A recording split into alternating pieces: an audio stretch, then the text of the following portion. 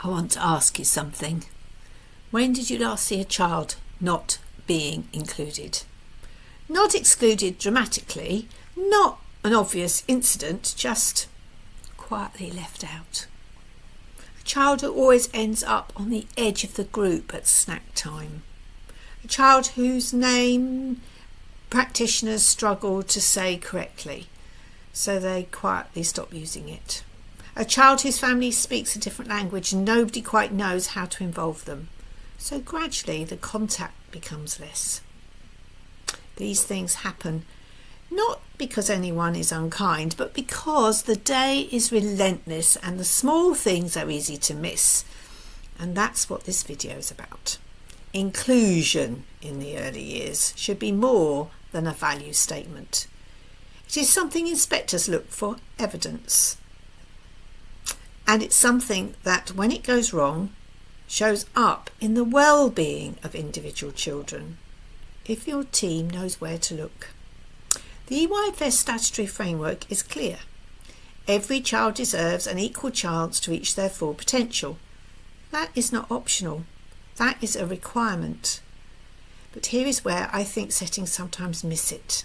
Inclusion is often understood as being about SEND, about having the right support plans in place, about reasonable adjustments.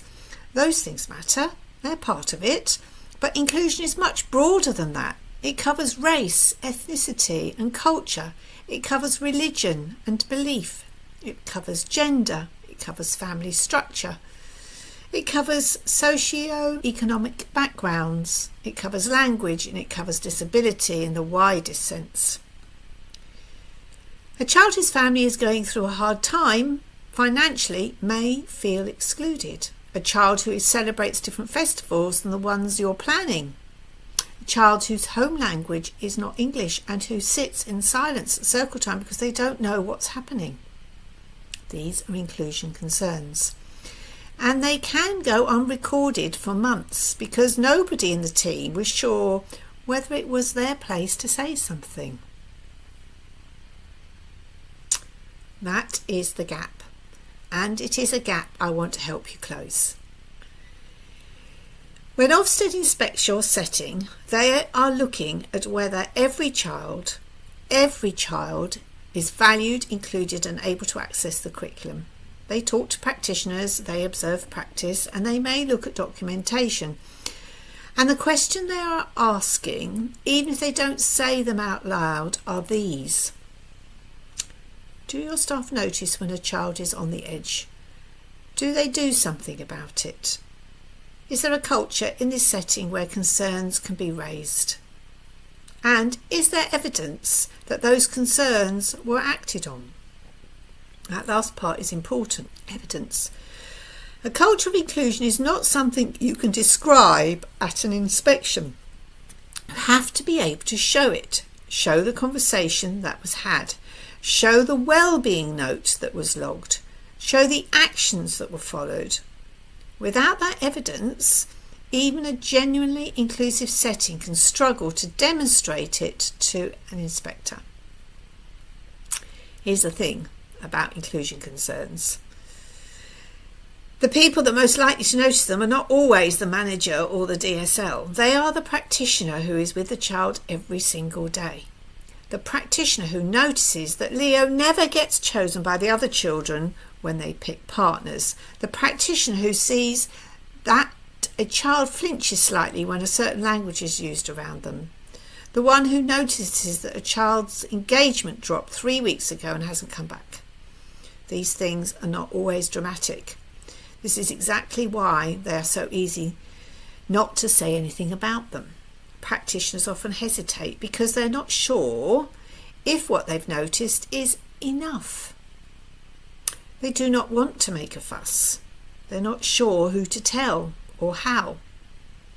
Your job as manager is to remove every one of those barriers. That means creating a team where individual staff members know that noticing is part of the job.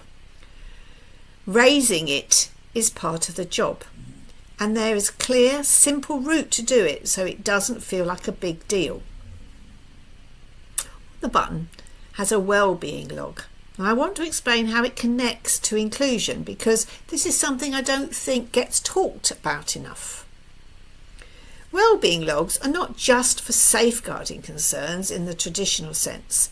They're for anything that affects a child's welfare. And that absolutely includes inclusion. A child who is consistently excluded from engaging with other children. A child who appears withdrawn or distressed in ways that might connect to how they are being treated. A child whose cultural background is not being reflected in the environment or the planning. These are well-being concerns. In On the Button, a practitioner can log concerns simply and quickly. They don't need to be certain, they don't need to label it. They just need to note what they observed. That note goes to the right person, the manager or the DSL, without the practitioner having to decide whether it is serious enough to raise in person. It removes that hesitation.